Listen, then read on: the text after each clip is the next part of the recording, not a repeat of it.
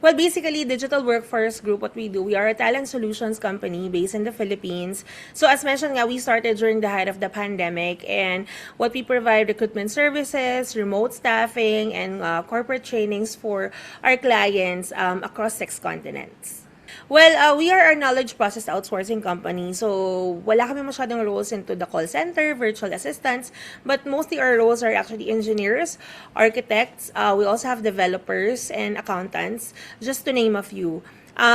What sets us apart, I guess, 100% Filipino owned until this day.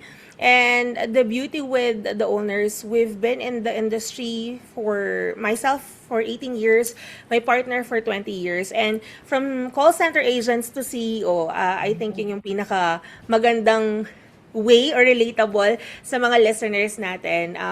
I want to highlight that one because it doesn't mean that you are an employee for such a long time is magiging stuck ka na lang being an employee. So, I saw an opportunity during the pandemic instead of a challenge. So, yun, fast forward today, we were able to close almost 900 jobs. Wow. Yes, and we're catering to 100%